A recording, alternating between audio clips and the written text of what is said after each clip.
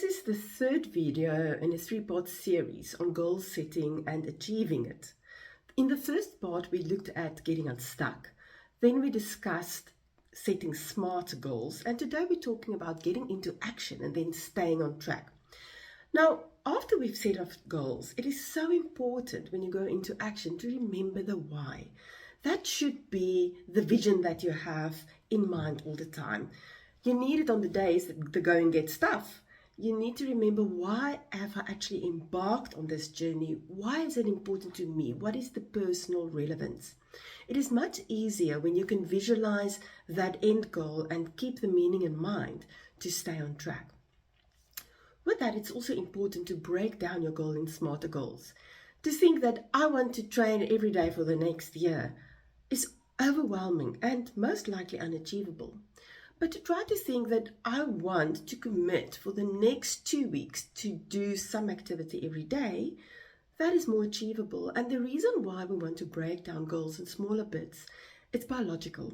Every time you achieve a goal, you have a little bit of a dopamine stimulation, which ends up motivating you more, helping you with the energy that you need to recommit and to achieve the next step on the journey in terms of the bigger overall goal. So motivation feeds goal achievement, and having goal achievement also improves your motivation to keep to it. It's also very important that you manage your time, and part of that for me is to build a routine. If you build a routine, everyone in your immediate sphere will realize between 6 and 7 in the morning, this is what's happening, or between 5 and 6 in the evening, that's what's happening.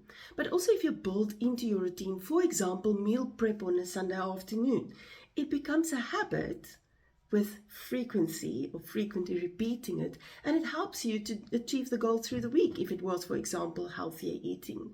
So building a specific routine helps you to be more productive in terms of your time management as well.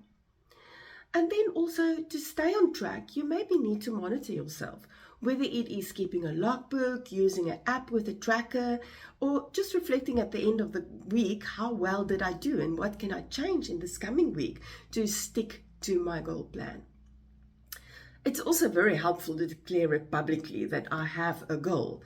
The public then become, or the public, not in necessarily the broader public, but in your support circle, becomes a level of an accountability partner. If you declare to them, I have embarked on this journey, you might have random people in your sphere asking you, so how is it going? And it helps us to stay motivated, and especially if we then get positive feedback when someone say, I can see your progress. So declare publicly. You also do not want to fail publicly. And then finally, accountability partner. As I mentioned, when the going gets tough, we also sometimes need a helping hand. And your accountability partner is that person that's going to pick you up on the days that you really do not have the energy or that you don't feel like. And also, if you have a set appointment with accountability partner, you will arrive and you will pitch. So there's a few things that I mentioned now that you can try in terms of keeping you on track with action. But the very first thing is really committing. Really committing to your vision and doing it for yourself and finding meaning in what you do. Breaking it down and then building in the blocks that can support you on this journey.